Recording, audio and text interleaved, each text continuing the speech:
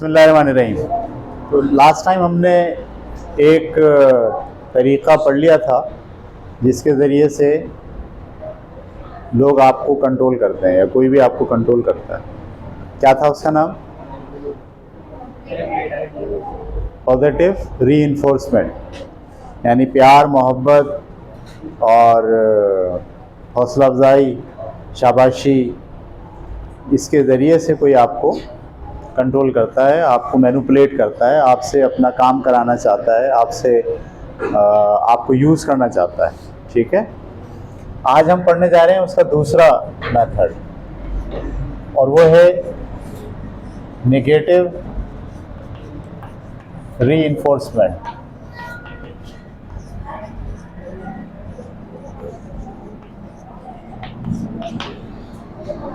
ठीक है, ये बिल्कुल इसके उलट है। वहाँ कोई आपके साथ बहुत प्यार से शाबाशी दे के, हौसला अफजाई करके, वाह वाह करके आपको मैनिपुलेट करेगा, या बिल्कुल इसके उल्टा डरा के, तनकीद करके, नफ़रत का इजहार करके, आपको जलील करके, गुस्सा के इजहार करके आपको इस्तेमाल करेगा, आपको यूटिलाइज़ करेगा, आपसे काम लेगा, अपने मकासद पर आपको लेकर आने की कोशिश करेगा। इसको आप क्या कहते हैं? Negative reinforcement. इसमें सबसे जो लाइट चीज़ है वो है तनकीद, कि आप कोई काम करते हो और कोई दूसरा आदमी आके आपको उस काम पे तनकीद करता है, अरे ये ऐसे थोड़ी होता है, ये ऐसे थोड़ी करते हैं। तो आप क्या करते हो? उसकी तनकीद के झांसे में आके वो काम अब दोबारा से सही करने की कोशिश करते हो, फिर आप और सही करते हो उसे, और फिर उसको दिखाते हो, हाँ भाई क्या है, देखें सही हुआ पहले से। वो बोलता है नहीं, अभी भी सही नहीं है, अभी भी मसला है इसमें। आप तिबारा करते हो, चौबारा करते हो, अब थोड़ी देर बाद आपको पता चलता है आप कुछ भी कर लो, इस आदमी ने सिर्फ क्या करना है? तनकीद करना। वो असल में तनकीद के ज़रिए आपको यूटिलाइज़ कर रहा है, आपको इस्तेमाल कर रहा है, आप में हमेशा कीड़े निकाल के, नुक्स निकाल के। वो चाहता है कि आप हमेशा उसका दिल जीतने की कोशिश में लगे रहें। जो आदमी तनकीद करता है ना आप पर, वो आपको थोड़ा डाउन करता है। अच्छा, आप अपने आप को अप करने की कोशिश करते हो उसके सामने, तो आप उसका दिल जीतने की तरफ माइल हो जाते हो कि मैं किसी तरीके से अपने आप को इस आदमी के सामने साबित कर दूं कि मैं ठीक हूँ।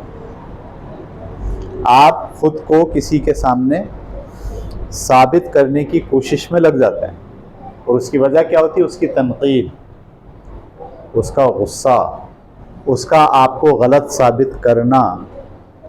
वो आपको गलत साबित कर रहा है बार बार, वो आपकी तजलील कर रहा है लोगों के सामने, और आप खुद को बेहतर साबित करने के लिए, अच्छा साबित करने के लिए, उसकी नज़र में अच्छा बनने के लिए आप मुसलसल काम किए चले जा रहे हो उसकी ख्वाहिश के मुताबिक। वो दरअसल क्या कर रहा है? आपको इस नेगेटिव पहलू को सामने रखकर वो आपको मैनिपुलेट कर रहा है, वो आपको इस्तेमाल कर रहा है। ये बात ध्यान में डाल लें आप। कभी आप गौर कीजिएगा कि कुछ लोग ऐसे होते हैं जो बस हर वक्त तनकीद करते हैं, आप में कीड़े निकालते हैं। जब भी वो आपसे मिलेंगे वो आपकी बुराई करेंगे, और आप क्या करने लग जाते हो? फिर उस बुराई से बचने के लिए, अपने आप को अच्छा साबित करने के लिए आप वही काम करने लगते हो जो काम वो चाह रहा है कि आप करें। क्या बोलकर वो चाह रहा है? आप पर तनकीद करके, आपकी बुराई करके। ये तो हो गया बहुत माइनर सा पहलू, छोटा सा पहलू। ठीक है, इसी तरह से कुछ लोग नफरत करते हैं आपसे, जाहिर करते हैं मुझे तुमसे नफरत है, आई हेट यू, ऐसे बोलते हैं मुंह पे, ताकि आप क्या करो? उनकी नफरत को दूर करने के लिए काम शुरू कर दो। अगर तुमने ऐसा किया, मुझे तुम्हारी इस बात से बहुत चिढ़ है, तुम्हारी ये बात काबिल नफरत है, मुझे तुम्हारी इस बात से शदीद कोफ्त होती है, ये नफ़रत का इजहार कर रहे हैं आपके सामने। क्यों? ताकि अब आप वो काम छोड़ दो जो काम वो आपसे छुड़वाना चाहते हैं, या वो काम करना शुरू कर दो जो काम वो आपको करवाना चाहते हैं। उसके लिए वो टूल कौन सा यूज़ कर रहे हैं? नफ़रत का। समझ में आ रही बात? गुस्से का। पहला इस्तेमाल उन्होंने किया तनकीद का। अगर आप थोड़े से परफेक्ट हो, अच्छे हो, कंट्रोल आपका अच्छा है, तनकीद से ही काम चल जाएगा। वो नुक्ताचीनी करेंगे, तनकीद करेंगे और आप शुरू हो जाओगे। अच्छा, इसमें इस बात का एहतियात भी रखनी पड़ती है कि बाज़ औक़ात तनकीद बड़ी सही होती है। बात भी ध्यान में डाल लें आप। मतलब आपने चाय बनाई, सही नहीं बनी, और उस आदमी ने बोला यार चाय सही नहीं बनी, इसमें चीनी कम। तो अब ये तनकीद जो है, इस तनकीद का मतलब क्या है कि आप उसकी तनकीद को सुनोगे, अंडरस्टैंड करोगे, ख़ुद को देखोगे, ख़ुद पे चेक करोगे। अगर आप समझते हो तनकीद पॉजिटिव है तो आप चेंज करोगे अपने आप को, अगली बार चीनी सोच समझ कर डालोगे। लेकिन अगर आपने उसमें तनकीद की है, आपने चाय चेक की है, बिल्कुल परफेक्ट है, और फिर भी आप अगली दफ़ा चाय बनाते वक्त चीनी को चेक कर रहे हो, इसका मतलब आप उसकी तनकीद के झांसे में आ गए। अब आप कितनी दफ़ा भी उसको चाय बना के पिला दो, उसको चाय पसंद नहीं आई। वो आपने लतीफ़ा सुना है, शौहर जो होते हैं वो बीवियों को ऐसे ही कंट्रोल करते हैं, इसमें नमक सही नहीं है, और बेचारी नमक के चक्कर में पड़ी रहती है, कितना नमक डालना है क्या। अच्छा, जब ज़्यादा डल जाए तो ज़्यादा हो गया, और जब कम डाले तो क्या हो गया? कम हो गया। मतलब जब भी उनके सामने खाना रखें वो ये नहीं बोलेंगे कि भाई अच्छा खाना बना, उम्दा, नहीं, कुछ ना कुछ नमक तो सही है, पानी ज़्यादा हो गया, पानी तो सही है, आलू नहीं गले। वो कुछ ना कुछ में आपको फंसा रहे हैं, उलझा रहे हैं। और इस लतीफ़ा बनाया ना किसी ने कि वो अंडा, उसको बोला अंडा बना दो मेरे लिए, तो उसने अंडा तल के दे दिया। तो बोला देखो, उबला हुआ अंडा मांगा था, तलावा दे दिया, सही है। अच्छा, दोबारा जब बोला अंडा बना दो मेरे लिए, तो बेगम साहिबा ने सोचा भाई इसको उबला हुआ चाहिए, पिछली दफ़ा इसने, तो उसने उबाल के दे दिया। तो बोला लो, आज तो मेरा जी चाह रहा था तलावा खाने का, ये उबाल के दे दिया। तीसरी दफ़ा बोला शौहर ने, तो अंडा बना दो मेरे लिए। बीवी ने बोला एक अंडा तल देती हूँ और एक अंडा उबाल देती हूँ। अब समझ ना आप, बीवी देखो किस चक्कर में लगी हुई है, वो इस चक्कर में लगी हुई है किसी तरह से मेरा शौहर क्या हो जाए, सेटिस्फाइड हो जाए, मुतमईन हो जाए, मुझसे खुश हो जाए। और ये आदमी उसको मुसलसल इसी दाव में रख रहा है कि भाई ये यही कोशिश करती रहे सारी ज़िंदगी, और मैं इससे कभी भी खुश। तो उसने एक अंडा तल दिया, एक उबाल दिया और ला के रख दिया। अब वो देख के क्या कहता है, जिसको तलना था उसे उबाल दिया, और जिसको उबालना था उसे तल दिया। समझ में आ रही बात?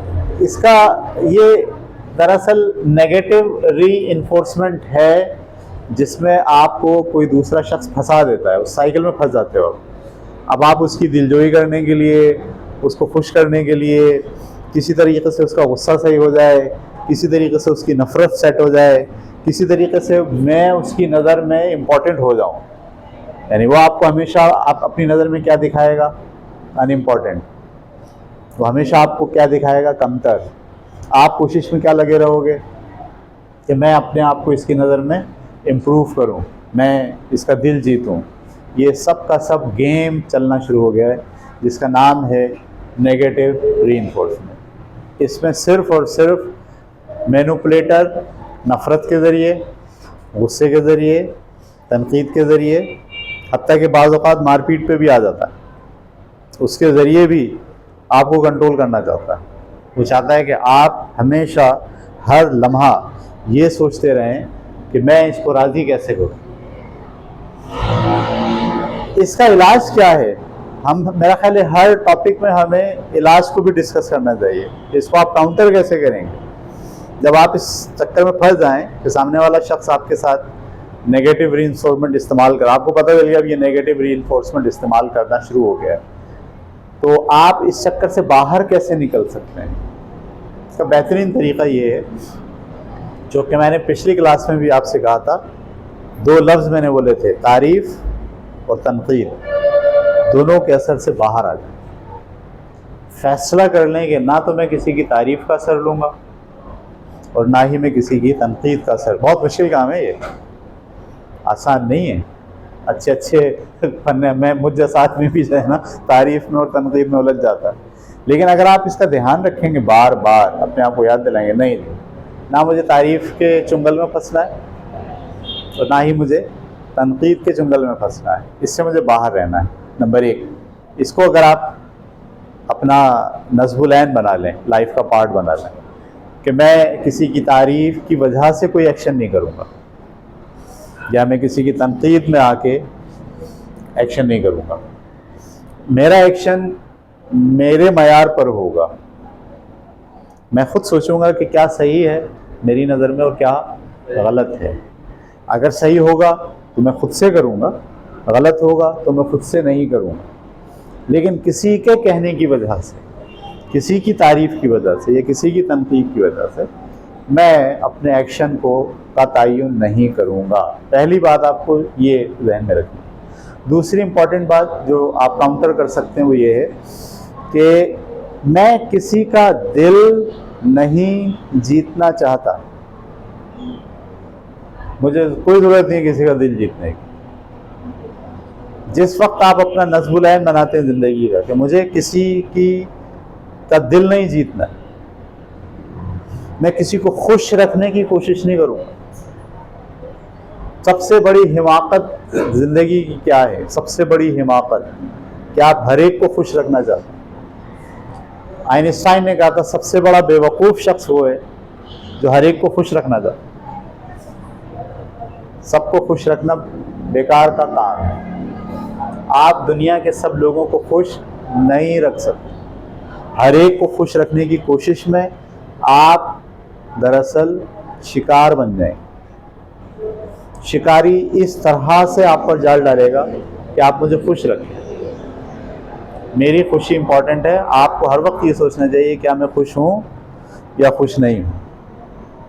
आपको मेरी नाराज़गी को मद्देनज़र रखना चाहिए। वो ये चाहता है, जो शिकारी होता है वो क्या चाहता है कि आप उसकी नाराज़गी को मद्देनज़र रखें।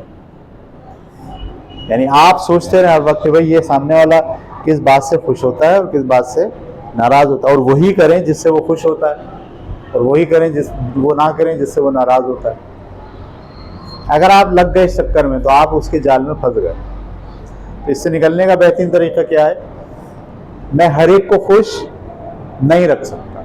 सीधी सीधी बात, 100% लोगों को खुश रखना मुमकिन नहीं है। बेशुमार लोग होंगे जो मुझसे खुश भी होंगे और बेशुमार लोग होंगे जो मुझसे नाखुश भी होंगे। It's okay. वो बोले मुझे बहुत खुशी नहीं हुई आपसे, बोला ओके, जरूरी नहीं है कि आप मेरे से खुशी हो हर वक्त। जैसे आप यहाँ से शुरू करते हो, सामने वाला आदमी का ये वाला जो जाल होता है, ये वाला जो वार होता है, नाकाम हो जाता है। उसको ये पता चल जाता है वो आपकी खुशी और नाखुशी के चक्कर में नहीं पड़ेगा। तो आप अपनी ज़िंदगी का नस्बुल ऐन ये बना लीजिए कि मैं हर एक को खुश रखने की कोशिश नहीं करूँ। अच्छा, एक तो बेवकूफ़ी और सुपर बेवकूफ़ी क्या है? हर एक को हर एक मामले में खुश रखना। हर एक को हर एक मामले में। पहली तो बेवकूफ़ी है कि हर एक को खुश रखने की कोशिश कर रहे हैं आप।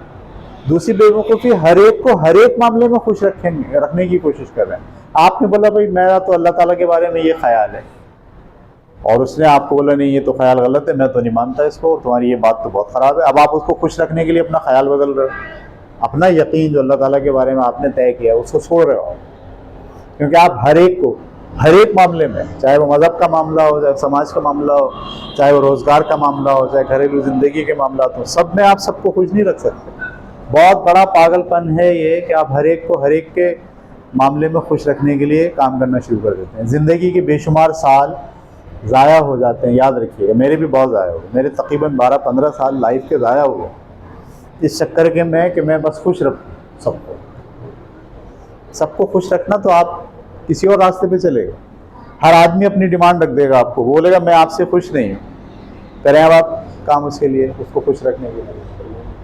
मैं आपसे कह रहा हूँ आप अपना जिगर सीना चाक करके अपना दिल भी निकाल के उसके सामने रख देंगे ना कि अब आप खुश हो जाइए, वो तब भी नहीं होगा। वो बोलेगा ये तो दिल तुम्हारा फड़क रहा है, फड़कना नहीं चाहिए था। सीरियस, जैसे मैंने बताया वो अंडे के बारे में कि जिसको तुमने उबालना था उसको तुमने तल दिया और जिसको तलना था उसको तुमने उबाल दिया। ये जो आपके मैनिपुलेटर्स होते हैं, शिकारी होते हैं, ये इस टेक्निक का इस्तेमाल ऐसे करते हैं कि वो आपसे कभी खुश नहीं होंगे, वो कभी आपसे नफ़रत नहीं छोड़ेंगे, नफ़रत का इजहार करना नहीं छोड़ेंगे, वो कभी आप पर तनकीद करना नहीं छोड़ेंगे। वो हर वक्त आपको इसी गेम में उलझा के रहेंगे कि मेरी तनकीद से बचो, मेरे गुस्से से बचो, मेरे गुस्से को कम करने के लिए काम करो वरना मैं गुस्सा करूँगा, मेरी नफ़रत से बचने के लिए वो काम करो जो मैं चाहता हूँ वरना मैं नफ़रत का इजहार करूँगा, मेरी तनकीद से बचने के लिए वो काम करो वरना मैं तनकीद करूँगा। समझ रहे हैं आप? तो ये नेगेटिव तरीक़ा इख्तियार करके पिटाई भी लगाते हैं। फिर बाज़ औक़ात अगर वो ताकतवर हैं तो 2 लगा देते हैं, चमाट लगा देते हैं आपको बैलेंस करने के लिए। यहाँ पर भी आपको जो है वो बहुत मोहतात अंदाज से, जब आपको मिसाल के वालिद हैं, आपको तो मार रहे हैं ना, अब आपको उल्टा मार नहीं सकते। यहाँ पे भी आपको बहुत अच्छे अंदाज से अपने आप को मैनेज करना चाहिए कि कहाँ तक आप जा सकते हो। मैं आपको बताता हूँ, शुरू दिन से ही अगर ये पता चल जाए ना मैनिपुलेटर को कि ये आदमी इससे कंट्रोल नहीं होगा, शुरू दिन से पता चल जाए, फिर वो वाली टेक्निक आप पे नहीं लगा। मैंने चेक किया इसको, यानी जब तक आप किसी की खुशनुदी हासिल करने की कोशिश में लगे रहते हो वो खुश ही नहीं होता आपसे, और जिस दिन आप उससे मुंह फेर के बाहर आ जाते हो, बोला भाई तो खुश हो ना हट, तो फिर वो आपसे वो वाला रवैया छोड़ देता, फिर दूसरे रवैये पे आ जाता। अच्छा, फिर वो पॉजिटिव रीइंफोर्समेंट पे आ जाएगा। याद रखें आप, नेगेटिव रीइंफोर्समेंट वाला आदमी जो आपको मैनिपुलेट कर रहा है, अगर आपकी समझ में आ गया और आपने उसका रिस्पॉन्स देना छोड़ दिया और उसको खुश करने के चक्कर के साइकिल से बाहर आ गए, तो वो क्या करता है, फिर वो समझ जाता है भाई ये तनकीद से मेरे साथ हैंडल नहीं हो रहा, नेगेटिव रीइंफोर्समेंट नहीं लग रही इसके ऊपर, लिहाजा अब क्या करो, पॉजिटिव रीइंफोर्समेंट लगाओ, तो फिर वो तारीफ पे आ जाएगा। और याद रखें, तनकीद से तो आदमी होशियार हो जाता है, तारीफ, हौसला अफजाई और मोहब्बत और प्यार वो मीठा जहर है जिसका आदमी को पता ही नहीं चलता। ऐसा आदमी जो पहले आपसे गुस्से का इजहार कर रहा हो, नफ़रत का इजहार कर रहा हो, आप पे तनकीद कर रहा हो, वो जैसे ही आपको पुचकारना शुरू करता है, प्यार करना शुरू करता है, मोहब्बत के 2 लफ्ज़ बोल देता है, आप ढेर हो जाते हो उसके बाद। क्योंकि आपका मतमे नज़र माजी में क्या था, किसी तरह से ये मुझसे राज़ी हो जाए, और अब वो दूसरे एंगल से आता है आपके पास, वो राज़ी हो जाता है, वो आप बहुत अच्छे हो। समझ में आ रही बात? यानी 4 दिन पहले अब्बा ने कूटा था आपको सही से, आपने इसके बावजूद उनकी बात नहीं मानी, तो 4 दिन के बाद अब्बा आपको सर पे हाथ फेरना शुरू कर देते, ये मेरा बेटा बहुत अच्छा है, बहुत लायक है, इसकी वजह से हमारी लाइफ जो है वो आसान होगी, ये हमारा मुस्तकबिल है। ये वो काम जो पहले आपको मार के जरिए कराने की कोशिश कर रहे थे, अब कौन सी कोशिश से कर रहे हैं। और आदमी क्या होता है, वहाँ का जला हुआ होता है, जैसे यहाँ आता है इस प्यार में, इस पॉजिटिव रीइंफोर्समेंट में, वो वही काम शुरू कर देता है। देखिए, मैं ये जो सारी बातें आपसे कह रहा हूँ ना, इसका मतलब ये नहीं कि आप वालिदैन की नाफरमान हो जाए, नहीं, मैं आपसे ये नहीं कहता। क्योंकि मैंने आपसे शुरू में, लेक्चर के शुरू में कहा था कि ये जो मैनिपुलेशन है ना, इसको आपको समझना चाहिए। कुछ लोग मैनिपुलेटर होते हैं, आपकी तरक्की के लिए काम करते हैं, अगर उनकी मैनिपुलेशन को भी आप छोड़ देंगे तो फिर आप तो तबाह हो जाएंगे। जैसे मैं उस वक्त आपका टीचर हूँ, मेरा आपसे कोई लेना देना नहीं, मैं आपको मैनिपुलेट कर रहा हूँ, आपको मैं समझा रहा हूँ, आपको बता रहा हूँ बट ऐसे नहीं, ऐसे सोचो, ऐसे नहीं, ऐसे सोचो, इसको मैनिपुलेशन कहते हैं। लेकिन मेरी ये जो मैनिपुलेशन है, जो आपके अंदर तब्दीली लाने की कोशिश है, इसमें मेरा कोई मफाद नहीं है, मुझे कोई आपकी ज़ाती हैसियत से कोई फ़ायदा उठाने वाली बात नहीं है, या मुझे कोई खुशी नहीं महसूस हो रही आपको मैनिपुलेट करके। तो ये आपको समझना चाहिए कि ट्रेनिंग और जो आपके ट्रेनर्स हैं, वो कौन ट्रेनर्स है आपका और कौन हकीकतन मैनिपुलेटर है आपका। बाज़ औक़ात बहुत अच्छे लोग भी होते हैं जो आप पर तनक़ीद करते हैं। वो तनक़ीद इसलिए नहीं करते कि वो आपको ज़लील करना चाहते हैं, वो तनक़ीद इसलिए करते हैं कि वो आपको बेहतर करना चाहते हैं। वहाँ आपको अंडरस्टैंड करना पड़ेगा। ये बेवकूफ़ी भी होती है इंसानों में कि वो अच्छे से अच्छे आदमी को जो मुखलिस होता है आपके लिए, लेकिन तनक़ीद कर रहा है या तारीफ़ कर रहा है वो मुखलिस, तनक़ीद भी कर रहा है आप पे ताकि आप सही हो जाएं, जो आप में खामियां वो सही हो जाएं, तारीफ़ भी कर रहा है किसी मामले में कि यार ये खूबी इसके अंदर पैदा हो जाए तो मैं इसकी हौसला अफजाई करूँ, लेकिन आप उसको क्या समझ लेते हो, मैनिपुलेटर समझ लेते हो। उसके मुखलिस पने को, उसके इखलास को आप अंडरस्टैंड ही नहीं कर पाते। तो इसका बेहतरीन जो पैमाना है ना वो ये है कि आप जो आदमी आपको मैनिपुलेट कर रहा है, आप देखिए कि इसके कहने से जो काम मैं करूँगा उसका फ़ायदा इसको होगा या मुझे होगा। आसान इलाज है, आसान तरीका है। अगर आप देखते हैं उसका फ़ायदा आपको होगा तो आप उसकी बात को मैनिपुलेशन में मत लीजिए, ट्रेनिंग में लीजिए, बोले ट्रेनिंग है मेरी। लेकिन अगर आप देख रहे हैं कि उसने जो बात आपको कही है तारीफ़ और तनक़ीद की बुनियाद पर या पॉजिटिव और रीइंफोर्समेंट के तरीके से उसने आप पर कोई चीज़ इम्पोज करने की कोशिश की है, उससे आपकी शख्सियत को फ़ायदा नहीं हो रहा, आपकी लाइफ पर कोई पॉजिटिव असरात नहीं हो रहे, बल्कि इससे उसको फ़ायदा हो रहा है, उसके काम में आसानी हो रही है, उसके बड़ेपन में इजाफा हो रहा है, उसकी चौधराहट कायम हो रही है, वो लीडर बन रहा है। सही है, वो जो आपसे मैनिपुलेशन करा रहा है उसका नतीजे में फ़ायदा उसको हो रहा है, आपको नहीं हो रहा। तो अब आप यहाँ समझ जाइए कि नहीं जनाब, ये क्या है, ये पॉजिटिव और नेगेटिव रीइंफोर्समेंट है। इससे मेरी ट्रेनिंग नहीं हो रही, इससे मेरी लाइफ के अंदर कोई तब्दीली पैदा नहीं हो रही, इससे मुझे बाहर आ जाना चाहिए। बाहर आने का मैंने तरीका बताया। नंबर 1, पॉजिटिव और नेगेटिव यानी तारीफ़ और तनक़ीद दोनों के असर से बाहर आ जाइए, पहली बात। दूसरी बात, हम सबको खुश नहीं रख सकते, सीधी सीधी बात। कोई हमसे नाराज़ होता है, हो, इट्स ओके। 100 लोग होंगे तो 50 खुश होंगे, 50 नाराज़ होंगे, हो, ये 50 में से एक है जो नाराज़ है मुझसे, ओके। नंबर 3, हम हर एक का दिल जीतने की कोशिश नहीं करेंगे। हमारे यहाँ लड़कियों को पढ़ाया जाता है, जब शादी होती है उनकी तो उनकी माएँ उनको समझाती हैं कि बेटा ससुराल में जाना और हर एक का दिल जीतना। सबसे बुरा सबक है ये, हर एक का दिल जीतना। वहाँ जाते हैं आपसे लो लेवल की कैलिबरिटी के लोग होते हैं, आप मास्टर्स किए हैं, पढ़े लिखे हैं बहुत, आपकी शादी हुई एक ऐसे ख़ानदान के अंदर जहाँ कोई पढ़ा लिखा नहीं, सारे लो कैलिबर्स हैं। अब आप दिल जीते हैं सबका, अपनी भी ज़िंदगी तबाह, अपनी तालीम तबाह, अपना पोटेंशियल तबाह, सब आपने मलिया मेट कर देना है सिर्फ उनके दिल जीतने के चक्कर में। वो जाहिल होते हैं एक नंबर के, उनको आइडिया नहीं होता वो कर क्या रहे हैं, वो आपकी पूरी शख्सियत को तबाह कर देते हैं। नहीं भाई, हर एक का दिल जीतने की कोशिश में नहीं लगे, सही है। बस जहाँ अच्छी बात हो वहाँ पॉजिटिव इजहार करें, वहाँ रोल प्ले करें अपना। जहाँ बात हो रही हो आपको मैनिपुलेट करने की तो बाहर आ जाए। याद रखें, जो मैनिपुलेटर होता है ना उसका सबसे बेहतरीन इलाज ये होता है कि आप उसको चुंगल में ना आए।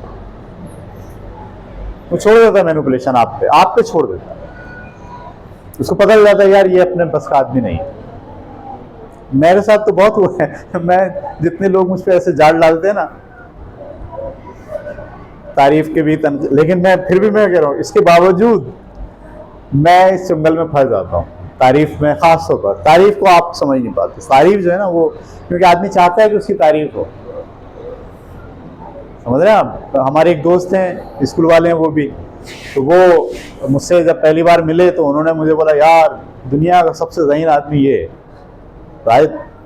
और वो जब भी मुझसे मिलते हैं ना तो मेरे पैर पकड़ते हैं, कैन यू बिलीव इट, मतलब गले मिलते और मेरे घुटने पे हाथ लगाते हैं।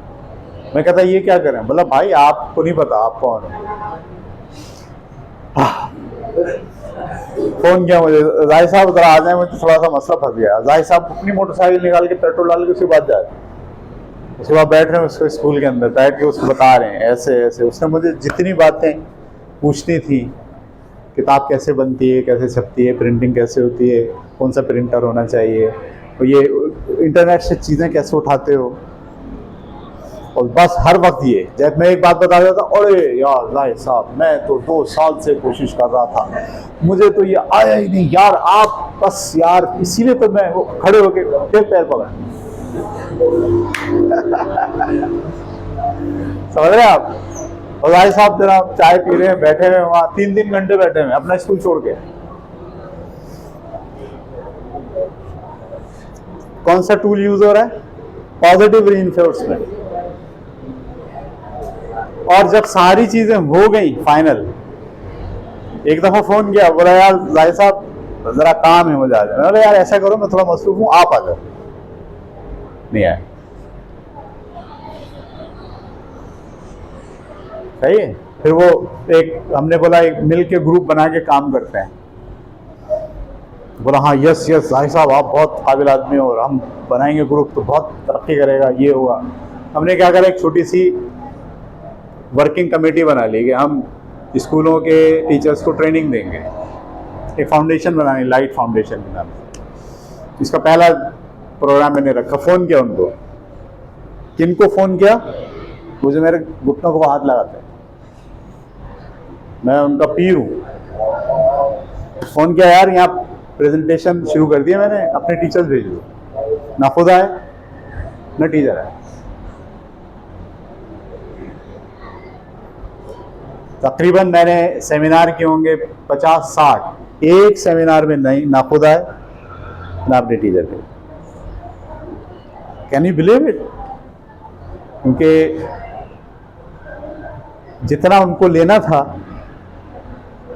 वो उन्होंने ले लिया। तो हमेशा याद रखो बेटा, ये बहुत लाइफ जिसमें आप रह रहे हो ना, जिस दुनिया में आप रह रहे हो, ये जंगल है, इसमें बहुत शिकारी हैं सारे। आप शिकारी मत बनो, लेकिन आप शिकार भी मत हो।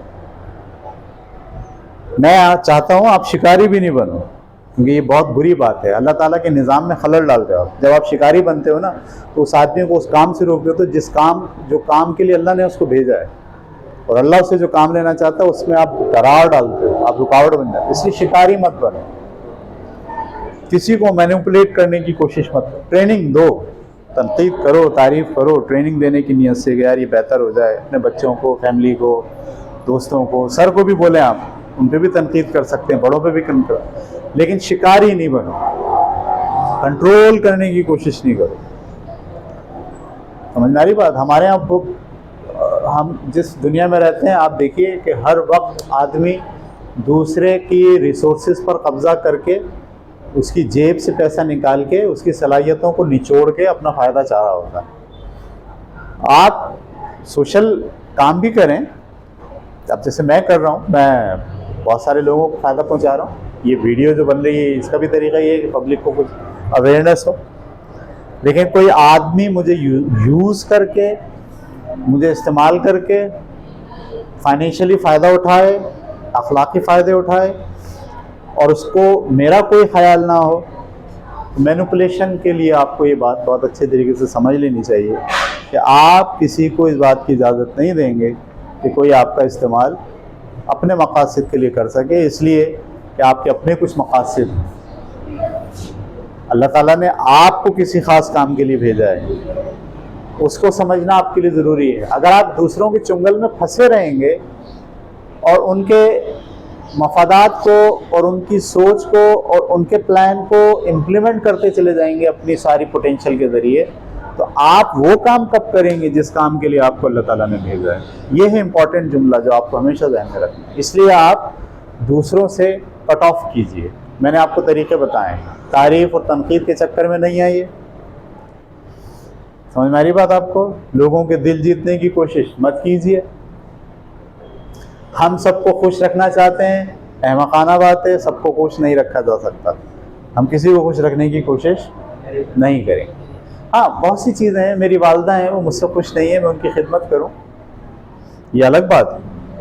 बाज़ औक़ात वालदा आपको मैनिपुलेट करके, नाखुशी का जाहिर करके आपको मैनिपुलेट करके चाहती हैं, और आपको नज़र आ रहा था मेरी तरक्की में रुकावट है। मैं मिसाल देता हूँ आपको। एक बाप का इंतकाल हो गया, एक बेटी थी उनकी, माँ ने उसको पाला पोसा, बच्ची जवान हो गई। अब बच्ची जवान हो गई है तो बच्ची की क्या करनी? शादी। जैसी बच्ची की शादी करेंगे माँ क्या होगी? अकेली रह जाएगी। अब माँ चाहेगी कि बच्ची की शादी हो, बच्ची जॉब भी करती है, अब माँ जब भी कोई रिश्ता आएगा बच्ची का, तो माँ ने क्या करना है? इस वक्त क्या बच्ची को माँ को खुश करना चाहिए? उसे परवाह नहीं करनी चाहिए माँ को।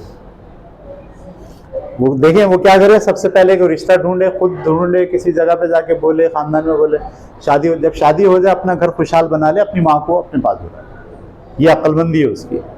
लेकिन अगर उसने इस अक्लमंदी से काम नहीं लिया और वो उस झांसे में आ गई, क्योंकि मेरी माँ खुश नहीं है इस बात से, क्योंकि मेरी माँ तन्हा हो जाएगी, क्योंकि मेरी माँ अकेली रह जाएगी, इसलिए मैं सारी ज़िंदगी शादी नहीं करूँगी, अब मेरी ज़िंदगी का मकसद मेरी माँ की खिदमत है।